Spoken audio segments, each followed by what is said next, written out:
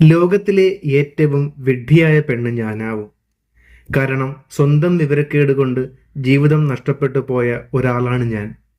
എൻ്റേതെന്ന് ഞാൻ വിശ്വസിച്ചിരുന്ന എല്ലാം എനിക്ക് നഷ്ടപ്പെടുകയാണ്. ഇന്നു മുതൽ ഞാൻ തനിച്ചാണ്. ഇടത്തരം കുടുംബത്തിലെ 3 പെൺമക്കളിൽ ഇളയവളായിരുന്നു ഞാൻ. മൂത്ത 2 പേരുടെ വിവാഹം നടത്തി അച്ഛൻ സാമ്പത്തിക പരാധീനതയിൽ അകപ്പെട്ടിരിക്കുമ്പോഴാണ് എനിക്ക് സിബിച്ചേട്ടൻ്റെ ആലോചന വന്നത്. 10ാം ക്ലാസ് കഴിഞ്ഞ് വീട്ടിൽ തന്നെ നിൽക്കുകയായിരുന്നു അപ്പോൾ ഞാൻ. സ്വത്തും പണവും ഒന്നും വേണ്ട, സുന്ദരിയായ പെൺകുട്ടിയെ മാത്രം മതി എന്ന് പറഞ്ഞു വന്ന ആ ആലോചന ഉറപ്പിക്കാൻ അപ്പച്ചന് രണ്ടാമതൊന്ന് ആലോചിക്കേണ്ടി വന്നില്ല. അമ്മയില്ലാതെ 3 മക്കളെ വളർത്തി തളർന്നു പോയിരുന്നു പാവം. ആഗ്രഹിച്ചതിലും സന്തോഷകരമായിരുന്നു ജീവിതം. സ്നേഹം കൊണ്ട് മൂടുന്ന ഭർത്താവ്, അതിന് പൂർത്തീകരണം പോലെ 2 പൊന്നു മക്കൾ. അപ്പച്ചൻ ഒറ്റയ്ക്കായിരുന്നതിനാൽ ഞാനും മക്കളും വീട്ടിലായിരുന്നു താമസം. സൗദിയിൽ ഒരു പരസ്യ കമ്പനിയിലായിരുന്നു ചേട്ടന് ജോലി. എന്നും അദ്ദേഹത്തിന് വിഷമം പറയാനേ നേരമുണ്ടായിരുന്നുള്ളൂ.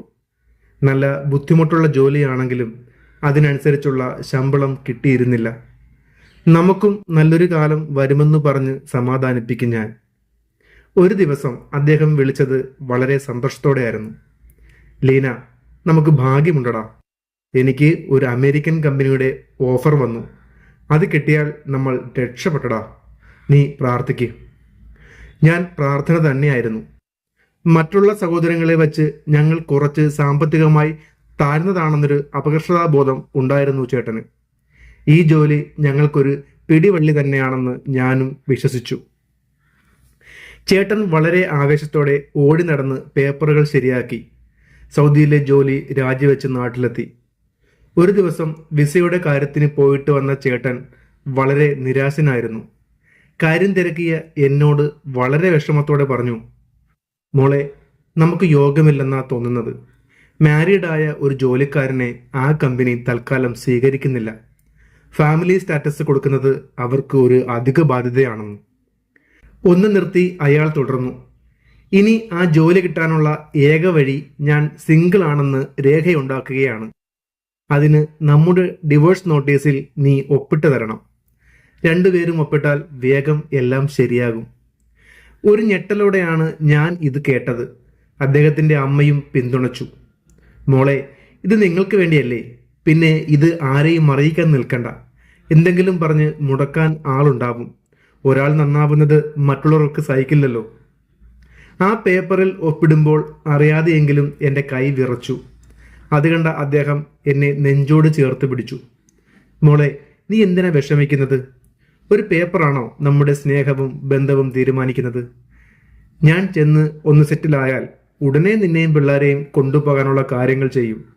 അപ്പോൾ എന്തായാലും വീണ്ടും രജിസ്റ്റർ ചെയ്യണമല്ലോ. ഇത് പറയുമ്പോൾ നിറഞ്ഞ ആ കണ്ണുകൾ എൻ്റെ വിശ്വാസം ഊട്ടിയുറപ്പിച്ചു. ആരെയും അറിയിക്കണമെന്ന് എനിക്ക് തോന്നിയതുമില്ല.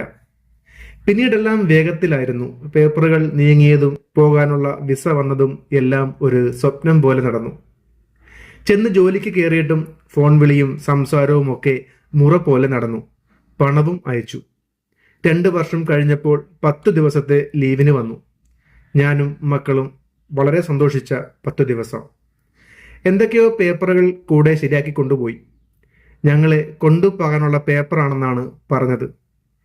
തിരിച്ചു ചെന്ന് കുറച്ചുനാൾ കഴിഞ്ഞപ്പോൾ അശനിപാതം പോലൊരു ഫോൺ കോൾ. ലീന, ഇവിടെ കമ്പനിയിൽ ആകെ പ്രശ്നമാണ്. എൻ്റെ അടക്കം കുറച്ചു പേരുടെ ജോലി പോയി. ഇവിടെ നിന്നും കയറ്റിവിട്ടാൽ പിന്നൊരു തിരിച്ചുപോക്ക് സാധ്യമല്ല. അതുകൊണ്ട് ഞാൻ അല്പം പ്രാക്ടിക്കലാവുകയാണ്. ഇവിടത്തെ പൗരത്വമുള്ള ഒരാളെ വിവാഹം ചെയ്താൽ എനിക്കിവിടെ തുടരാം. നല്ലൊരു ജോലിയും കണ്ടെത്താം. നീ എന്നോട് ക്ഷമിക്കണം. പ്രതികരിക്കാൻ മറന്ന് ശബ്ദം നഷ്ടപ്പെട്ട് ഞാൻ നിന്നു. എന്താണ് സംഭവിക്കുന്നത് എന്ന് മനസ്സിലാക്കാൻ കഴിയാത്ത അവസ്ഥ. കൈവിട്ടുപോയത് എൻ്റെ ജീവിതമായിരുന്നു എന്ന് മനസ്സിലാക്കാൻ വൈകി. പതുക്കെ പതുക്കെ ബന്ധുക്കളും സുഹൃത്തുക്കളും അറിഞ്ഞു. മകൻ്റെ പണം മാത്രം ആഗ്രഹിച്ച ആ അമ്മയ്ക്ക് കോടീശ്വരിയായ പുതിയ മരുമകൾ തന്നെയാവുമല്ലോ വലുത്. അറിഞ്ഞവരെല്ലാം എന്നെ കുറ്റപ്പെടുത്തി. ആരോടും ആലോചിക്കാതെ തന്നിഷ്ടത്തിന് ചെയ്തതല്ലേ, ആരെങ്കിലും ചെയ്യുന്ന പണിയാണോ ഇത്, അനുഭവിക്കട്ടെ. അവർക്കും അതാണ് നല്ലതെന്ന് തോന്നിക്കാണും. പെട്ടെന്ന് ആരുമില്ലാതായി പോയ ഒരു പെണ്ണും 2 കുട്ടികളും എല്ലാവർക്കും ബാധ്യതയാകുമല്ലോ. സുഖമില്ലാതിരുന്ന അച്ഛൻ ഇതോടെ കിടപ്പിലായി. ഇതിനിടെ അമേരിക്കയിലുള്ള അകന്ന ബന്ധുക്കൾ മുഖേന വിവരങ്ങൾ കൂടുതൽ വ്യക്തമായി. കൂടെ ജോലി ചെയ്തിരുന്ന ഒരു സ്ത്രീയുമായി അയാൾ ബന്ധം പുലർത്തിയിരുന്നു എന്നും ജോലി നഷ്ടപ്പെട്ടു എന്ന് കള്ളം പറഞ്ഞതാണെന്നും ഡിവോഴ്സിന്റെ രേഖകൾ കയ്യിലുണ്ടായിരുന്നതിനാൽ രണ്ടാം വിവാഹത്തിന് നിയമതടസ്സങ്ങൾ ഉണ്ടായില്ലത്രേ. വ്യക്തമായ പ്ലാനിങ്ങോട് കൂടിയ ഒരു ചതി. തർക്കങ്ങളോ പള്ളിക്കോടതിയുടെ ഇടപെടലോ നഷ്ടപരിഹാര ആലോചനകളോ ഒന്നുമില്ലാതെ സുഗമമായ ഒരു വേർപിരിയൽ. ബുദ്ധിപരമായൊരു ചൂഷണം.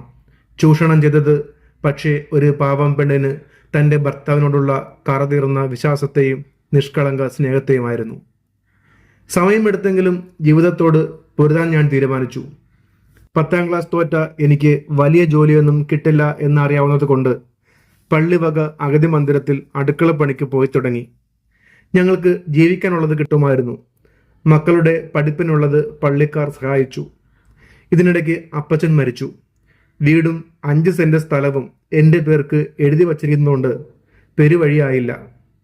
കുട്ടികൾക്ക് ഉള്ളത് അയാളോട് ആവശ്യപ്പെടാൻ പലരും നിർബന്ധിച്ചെങ്കിലും അഭിമാനബോധം സമ്മതിച്ചില്ല. അത്ര എളുപ്പം ഉണങ്ങുന്ന മുറിവായിരുന്നില്ലല്ലോ അയാൾ ഉണ്ടാക്കിയത്. 3 വർഷം മുമ്പ് അയാൾ ഭാര്യയെയും കൂട്ടി നാട്ടിൽ വന്നു. 14 വർഷങ്ങൾക്ക് ശേഷം മക്കളെ കാണാൻ. മോൻ ഡിഗ്രി അവസാന വർഷമായിരുന്നു, മോൾ +1-ലും. അവരെ അവർ പഠിക്കുന്ന കോളേജിൽ പോയി കണ്ടു. എന്തൊക്കെയോ സമ്മാനങ്ങൾ കൊടുത്തു. അമേരിക്കയിൽ വലിയ ഒരു പരസ്യ കമ്പനിയുടെ ഉടമയാണെന്നും അവർക്ക് മക്കളൊന്നും ഉണ്ടായിട്ടില്ല എന്നും മറ്റുള്ളവർ പറഞ്ഞറിഞ്ഞു. കുറ്റബോധമോ എന്തോ എന്നെ കാണാൻ അവർ ശ്രമിച്ചില്ല. എൻ്റെ മനസ്സിലും അയാൾ എന്നെ മരിച്ച് മണ്ണിടിഞ്ഞു പോയിരുന്നു. പോകും മുമ്പേ പള്ളിയിലെ അച്ഛനെ കണ്ട് സംസാരിച്ചിരുന്നു. മക്കളെ കൊണ്ടുപോകാൻ ആഗ്രഹമുണ്ട്. പഠന വിസയിലാകുമ്പോൾ വലിയ ഫോർമാലിറ്റി ഇല്ലാതെ കൊണ്ടുപോകാമത്രേ. ബാക്കി പഠനം അവിടെ ആക്കാം. കോടികൾ ടേൺ ഓവറുള്ള അയാളുടെ കമ്പനിക്ക് പിൻഗാമി. അതാണ് ഉദ്ദേശം. എന്നോട് സംസാരിക്കാമെന്ന് അച്ഛൻ സമ്മതിച്ചു. മക്കളോട് സ്നേഹമുണ്ടെങ്കിൽ അവരുടെ നല്ല ഭാവിക്ക് തടസ്സം നിൽക്കരുതെന്ന് എല്ലാവരും എന്നെ ഉപദേശിച്ചു. കുട്ടികളും അമേരിക്കൻ ജീവിതം സ്വപ്നം കണ്ടു തുടങ്ങിയിരുന്നു. പിന്നീടെല്ലാം പെട്ടെന്നായിരുന്നു. പാസ്പോർട്ട് ശരിയാക്കി വേണ്ട രേഖകളും കൊണ്ട് അവർ പോയി. പിറ്റേ അധ്യയന വർഷത്തിൽ അവിടെയുള്ള കോളേജിൽ അഡ്മിഷൻ ശരിയാക്കി വിസ വന്നു. എൻ്റെ ചങ്കും പറിച്ചെടുത്ത് മക്കൾ പോയി. ആദ്യം ദിവസവും ഫോൺ ചെയ്യുമായിരുന്നു. പിന്നീട് വിളികളുടെ എണ്ണം കുറഞ്ഞു. അമേരിക്കയിലെ വേഗമേറിയ ജീവിതശൈലിയുമായി അവർ പെട്ടെന്ന് അനുയോജിച്ചു. ഒരിക്കൽ വിളിച്ചപ്പോൾ മോൾ പറഞ്ഞു, ഇവിടത്തെ ജീവിത സാഹചര്യങ്ങൾ നമ്മൾ സ്വപ്നം പോലും കണ്ടിട്ടില്ലാത്തതാണമ്മേ. പിന്നെ ഡാഡിയും മമ്മിയും നല്ല സ്നേഹമാണ് ഞങ്ങളോട്. ആശ്വാസം. എൻ്റെ മക്കൾ അവിടെ സന്തോഷത്തിലാണല്ലോ. 2 വർഷത്തിനു ശേഷം വെക്കേഷന് വരുമെന്ന് കരുതി കാത്തിരുന്നു. ഇന്നലെ അവരുടെ കോൾ വന്നു. സോറി അമ്മേ, ഇത്തവണയും ഞങ്ങൾ വരുന്നില്ല. ഇവിടെ നല്ലൊരു ട്രിപ്പ് പ്ലാൻ ചെയ്യുന്നുണ്ട് ഡാഡിയും മമ്മിയും. ലോകത്തിലെ ഏറ്റവും നല്ല ടൂറിസ്റ്റ് സ്ഥലത്തെല്ലാം പോകാൻ. 1 മാസത്തെ. ഞങ്ങളുടെ ബിസിനസ്സിനും ഗുണം ചെയ്യുമത്രേ. അത് മിസ്സാക്കാൻ വയ്യ. പിന്നെ ഡാഡി ഞങ്ങൾക്ക് വേണ്ടിയല്ലേ കഷ്ടപ്പെട്ട് സമ്പാദിക്കുന്നതൊക്കെ. അവർ പറഞ്ഞത് ശരിയാണ്. അവരും പ്രാക്ടിക്കലായി തുടങ്ങി. പരാതിയില്ല.